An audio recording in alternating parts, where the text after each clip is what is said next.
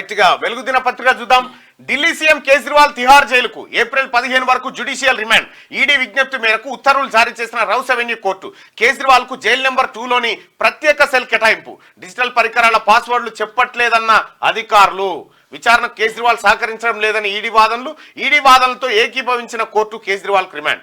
జైల్లో ప్రత్యేక సౌకర్యాలు కోరిన కేజ్రీవాల్ న్యాయవాదులంటూ సోమవారం ఢిల్లీలోని రౌస్ అవెన్యూ కోర్టు వద్ద కేజ్రీవాల్ అంటూ నిన్న ధ్రువరాటే ఒకటి వీడియో చేసిన మినిమైజ్ చేయను. అయితే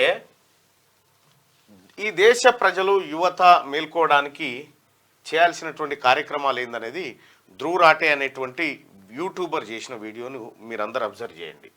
డిక్టేటర్షిప్ అయిపోయింది భారతదేశంలో, ఇవి చివరి ఎన్నికలు అయ్యేటువంటి సంకేతాలు కనిపిస్తూ ఉన్నాయి. నరేంద్ర మోడీ కనుక మళ్ళీ గెలిస్తే ఈ దేశంలో అసలు ఎలక్షన్ కమిషన్ ఎన్నిక ఎట్లుంటుందంటే ఎలక్షన్ కమిషన్ అనేది ఒక ఇండిపెండెంట్ బాడీ. అది దేశంలో స్వతంత్ర ప్రతిపత్తి కలిగినటువంటి సంస్థ.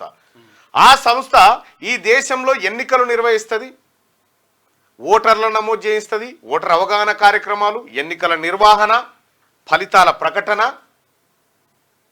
అభ్యర్థుల ఎంపిక, ఇక్కడి వరకు ఎన్నికల సంఘం నిర్వహించేటువంటి కార్యక్రమాలు. అయితే ఈ ఎన్నికల సంఘం ఇండిపెండెంట్ గా ఉండేటువంటి ఎన్నికల సంఘం మోడీ 2018 కంటే ముందు ఏం చేసిందంటే 2018-19 ఎన్నికల నాటికి ఏమైందంటే ఈ ఎలక్షన్ కమిషన్ లో చీఫ్ ఎలక్షన్ కమిషనర్ ఒకరు ఉంటారు, ఆ తర్వాత ఎలక్షన్ కమిషనర్ ఒకరు, ఎలక్షన్ కమిషనర్ ఒకరు, వీళ్ళు ఇట్లుంటారు అన్నట్టు. అయితే నరేంద్ర మోడీ ఇది ఎట్లుంటుండే ఎన్నిక ముందు supreme court CJI, chief justice of India ఉంటుండే, తర్వాత రెండోది ప్రధానమంత్రి, మూడోది ప్రతిపక్ష నాయకుడు, లోక్సభలో ప్రతిపక్ష నాయకుడు. అంటే ఇక్కడ ఆపోజిషన్ పార్టీకి అవకాశము, ప్రతిపక్ష నాయకుడికి, అధికార పార్టీకి. వీళ్ళిద్దరు కాకుండా సుప్రీంకోర్టు ప్రధాన న్యాయమూర్తి, వీళ్ళు ముగ్గురు కలిసి వీళ్ళని ఎంపిక చేసేటోళ్ళు ఎవరు ఉండాలనేది. కానీ మోడీ ఏం చేసిండు ఎరికైనా, సుప్రీంకోర్టు అవసరం లేదు ఇక్కడ అని సుప్రీంకోర్టును తీసేసి ఏం చేసిండు, కేంద్ర మంత్రివర్గంలోంచి ఒక మంత్రి అంటే ఇప్పుడు ఎవరిని పెట్టిరు, మోడీ, అమిత్ షా, అధీర్ రంజన్, ఎవరు కాంగ్రెస్ పార్టీ విపక్ష నేత.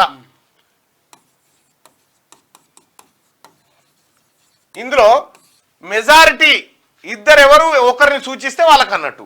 నరేంద్ర మోడీ, అమిత్ షా ఎవరు చెప్తే గాలేగా.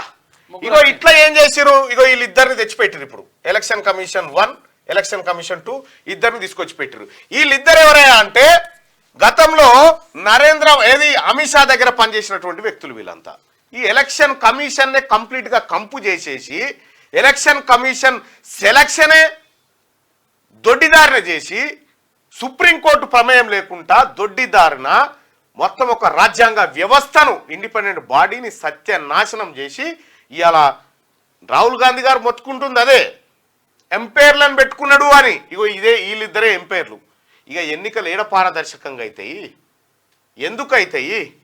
ఇక్కడ మొన్న ఒక ఈసీ సడన్ గా పశ్చిమ బెంగాల్ నుంచి వస్తూ రాజీనామా చేసేసిండు. ఇంకా ఆయనకు సర్వీస్ ఉంది. ఎందుకు? వీళ్ళు బెదిరించారు. నువ్వు రాజీనామా చేయి, మా వాళ్ళని పెట్టుకుంటామని మా వాళ్ళని పెట్టేసారు. ఇప్పుడు చీఫ్ ఎలక్టోరల్ ఆఫీసర్ ఒక్కడే. ఇక మీ కింద ఉన్నటువంటి ఎలక్షన్ కమిషనర్లు ఇద్దరు ఎవరైతే ఉన్నారో వీళ్ళిద్దరు కంప్లీట్గా మోడీ మనుషులే. స్వతంత్ర ప్రతిపత్తి సంస్థలకు ఇట్లా బాయ్.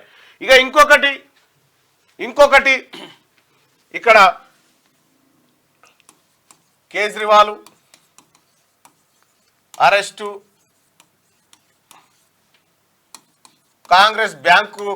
కాంగ్రెస్ డబ్బుల మీద పైసలకు ఐటీ నోటీసులు ఇవ్వడము, ఆ తర్వాత ఇక ఎన్డీఏలో లేని పక్షాలు ఏవైతే ఉన్నాయో ఆ అభ్యర్థుల పైన ఈడీ బెదిరింపులు, సిబిఐతోని బెదిరింపులు, ఇన్ని రకాలైనటువంటి వ్యవస్థలను దుర్వినియోగం చేసినటువంటి నరేంద్ర మోడీ ప్రభుత్వం రేపు పొద్దుగాల ఏమంటారు, వాళ్ళ నాయకుడు ఏమంటుండు, వాళ్ళ పార్టీ నాయకుడు, మాకు 400 ఎంపీ స్థానాలు వస్తే, ఎంపీలు వస్తే భారత రాజ్యాంగాన్ని మార్చేస్తామని చెప్తున్నారు. భారత రాజ్యాంగాన్ని మార్చేస్తామని చెప్తా ఉన్నారు వీళ్ళు. భారత రాజ్యాంగాన్ని మారిస్తే ఏం జరుగుతుంది? ఇప్పుడు మనం ఇక్కడ మాట్లాడుకుంటున్నాం కదా, స్వేచ్ఛగా మాట్లాడుకుంటున్నాం కదా, దేశంలో కంప్లీట్గా సరే భారత రాజ్యాంగాన్ని టాపిక్ అంటే ముందు దేశంలో ఉన్నటువంటి మీడియా కంప్లీట్గా నేషనల్ మీడియా మోడీ బెదిరింపులకు గురైపోయి మోడీ వాళ్ళలో చిక్కిపోయింది. మోడీ తప్ప ఇంకో జపం లేదు ఆ మీడియా. ఇక్కడ కేజ్రీవాల్ అరెస్ట్ అనేటువంటి టాపిక్ ఈ ఎలక్షన్ బాండ్ల దుర్మార్గాన్ని చర్చకు రాకుండా నేషనల్ మీడియా అట్లా పెట్టి కేజ్రీవాల్ని పైకి తీసుకొచ్చింది. ఇది పెద్ద కుట్ర. ఇక భారత రాజ్యాంగాన్ని మారిస్తే ఏం జరుగుతాయంటే ఇక్కడ ఈ దేశంలో ప్రతి వ్యక్తికి జీవించే హక్కు ఉంది చూసినావా, అది ఉండకపోవచ్చు. లేలే ఇక్కడ కొంతమంది బతకాలి, మిగతా వాళ్ళని చంపేయాలంటే డిక్టేటర్షిప్ అంటారు దీన్ని. నరేంద్ర మోడీ గారు తెలియని నియంతలాగా తయారైపోయింది ఈ దేశానికి. అందుకోసమే అమెరికా ఆందోళన వ్యక్తం చేసింది మొన్న, అందుకోసమే జర్మనీ మాట్లాడుతూ ఉంది, అందుకోసమే లండన్ మాట్లాడుతూ ఉంది. ఏంది ఇక్కడ ఇట్లా జరుగుతుంది ఏంది దేశంలో అని. వెంటనే వీళ్ళు కౌంటర్, నరేంద్ర మోడీ మా దేశ సార్వభౌమాధికారంలోకి మీరు వేలు పెట్టాల్సిన అవసరం లేదని అంటారు. ఐక్యరాజ్య సమితి అదే చెప్తా ఉంది, ఏదో జరుగుతుంది ఇండియాలో అని. ఈ దేశ ప్రజలు గుడ్డిగా నమ్మి గుడ్డిగా కళ్ళు మూసుకొని భక్తుల లెక్క తయారైతే మోడీకి మీరు చూడండి ఎంత పెద్ద ప్రమాదం ఉందో ఈ దేశానికి. ఈ దేశానికి అత్యంత ప్రమాదకరమైనటువంటి ఎలక్టోరల్ బాండ్ల రూపంలో 100 కోట్ల పంచాయతీలో కేజ్రీవాల్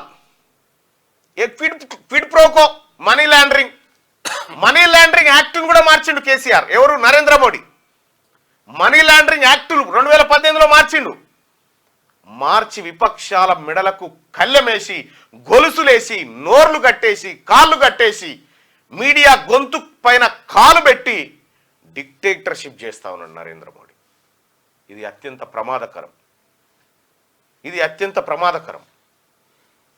మీరు వీలైతే ఒకసారి ధ్రువరాటే వీడియో ఏదైతే ఉందో మీరు ఒక్కసారి చూడండి.